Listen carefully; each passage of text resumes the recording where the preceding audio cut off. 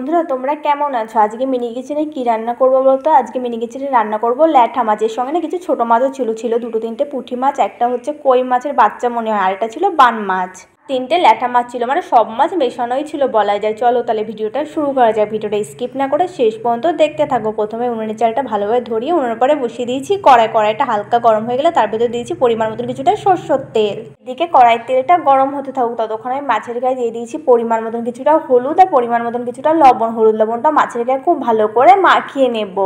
মাছের গায়ে হলুদ লবণটা খুব ভালো করে মাখিয়ে নেওয়া হয়ে যাওয়ার পর এদিকে দেখো কড়াইয়ের তেলটা কিন্তু গরম হয়ে গেছে। এবার এক এক করে কড়াইয়ের তেলের পরে মাছগুলো পাতিয়ে দেবো এক এক করে। বিলের মাছ কিন্তু খেতে হয় খুবই টেস্টি। তোমরা কারা কারা এরকম ছোটো মাছ খেতে পছন্দ করো অবশ্যই কমেন্ট করে জানিও। এখন দেখো সব মাছগুলো কিন্তু কড়াইতে সুন্দর করে পাতিয়ে দেওয়া হয়ে গেছে। দেখেছো মাকে না এরকমভাবে দেখতাম মাছগুলো পাতিয়ে দিয়ে কড়াইয়ের তেল চারিদিকে ঘুরিয়ে দিতে, আমি সেটাই করলাম। ভাবে করলে নাকি মাছের সব জায়গায় ভালোভাবে তেলটা লেগে যায়, মাছগুলো ভেঙে যায় না। মাছগুলো কিছুক্ষণ এক পাশ ভালোভাবে ভাজা হওয়ার জন্য হতে দিতে হবে। কিছুক্ষণ পর দেখো মাছগুলো আমার এক পাশ ভালোভাবে ভেজে নেওয়া হয়ে গেছে, আর এক পাশ ভাজা হওয়ার জন্য মাছগুলো আস্তে আস্তে আমি উল্টে পাল্টে দিলাম। মাছগুলো উল্টে দেওয়ার সময় মাছগুলো একটু সাবধানে উল্টাতে হয়, না মাছগুলো একটু ভেঙে যেতে পারে। মাছগুলো উল্টে দেওয়া হয়ে যাবার মাছগুলো আরও কিছুক্ষণ আর এক পাশ ভালো করে ভেজে নেব। বাড়িতে ল্যাঠা মাছ কিভাবে রান্না করো সেটাও আমাকে জানাতে পারো। ল্যাঠা মাছ কিন্তু অনেক রকম ভাবে রান্না করা যায়। আমার কাছে বেশি ভালো লাগে ল্যাঠা মাছের ভর্তাটা। এদিকে দেখো তোমাদের সাথে গল্প করতে করতে আমার মাছগুলো ভালো করে ভেজে নেওয়া হয়ে গেছে। এবার এক এক করে মাছগুলো তুলে নিলাম বাটিতে। মাছগুলো তুলে নেওয়া হয়ে যাবে কড়াইতে আমি আরও কিছুটা তেল দিয়ে দিয়েছিলাম। কড়াইয়ের তেলটা ভালো করে গরম হয়ে গেলে ওই তেলের ভেতরে দিয়ে দিলাম কিছুটা পরিমাণে জিরে সম্বরা। এগুলো সম্বরা দেওয়া হয়ে যাওয়ার পর এবার জিরেগুলো কিছুক্ষণ ভালো করে ভেজে নেব। এগুলো কিছুক্ষণ ভালো করে ভেজে নেওয়া হয়ে যাওয়ার পর কড়াই ওই তেলের ভেতরে দিয়ে দিলাম কুচি করে না কিছুটা পেঁয়াজ। এরপরে পেঁয়াজগুলো দেওয়া হয়ে যাওয়ার পর এবার পেঁয়াজগুলো কিছুক্ষণ ভালো করে ভেজে নিতে হবে। বন্ধুরা তোমরা আমার মিনি কিচেনে আর কি কি রান্নার ভিডিও দেখতে চাও সেটাও কমেন্ট করে জানাতে পারো, তাহলে আমি তোমাদের পছন্দ মতো রান্নার ভিডিও করে দেখাতে পারি। এখন দেখো পেঁয়াজগুলো কিন্তু আমার ভালো করে ভেজে নেওয়া হয়ে গেছে। এবার তেলের পরে দিয়ে দিলাম কিছুটা পরিমাণে আদা বাটা দেওয়া হয়ে যাবার খুন্তি দিয়ে পেঁয়াজ বাটা আদা বাটাটা একটু ভালো করে নাড়াচাড়া করে দিলাম।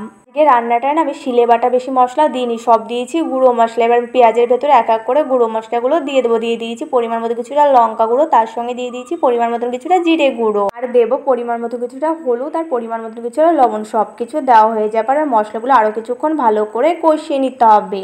মশলা যত ভালো করে কষাবে ততই কিন্তু মাছের ঝালটা খেতে বেশি টেস্টি হবে।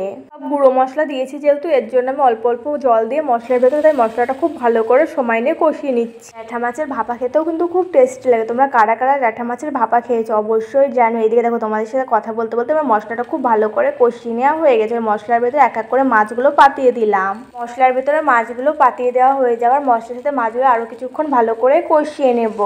আজকে রান্নাটা আমি আমার মনের মতন করে করেছি। তোমাদের কাছে মিনি কিচেনে ল্যাঠা মাছ রান্না করাটা কেমন লেগেছে অবশ্যই কমেন্ট করে কিন্তু জানাতে ভুলবে না। ল্যাঠা মাছের ঝালটা কিন্তু খেতে হয়েছিল খুবই টেস্টি। তোমরা তাহলে দেরি করছো কেন? তোমরাও বাড়িতে ঝটপট এরকম ল্যাঠা মাছের ঝাল করে ফেলে। রান্নাটা করতে কিন্তু বেশিক্ষণ সময় লাগে না, খুব তাড়াতাড়ি রান্নাটা হয়ে যায়। দেখো তোমাদের সাথে কথা বলতে বলতে এদিকে আমার ল্যাঠা মাছটা ভালো করে কষিয়ে নেওয়া হয়ে গেছে মশলার সাথে। এবার ল্যাঠা মাছের ঝালের ভেতর দিয়ে দিলাম পরিমাণ মতন কিছুটা জল। তরকারিতে জল দেওয়া হয়ে গেছে। আজকে রান্নাটা আমি গরম জল দিয়েছি। এবার তরকারিটা কিছুক্ষণ হতে দিতে হবে।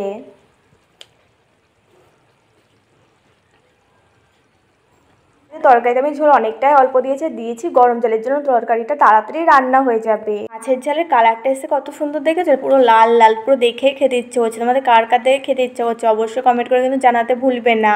তোমাদের সাথে গল্প করতে করতে আমার ল্যাঠা মাছের ঝালটা রান্না করা হয়ে গেছে। দেখেছো ঝোলটা কিন্তু পুরোই শুকনো শুকনো করে নিয়েছি আমি।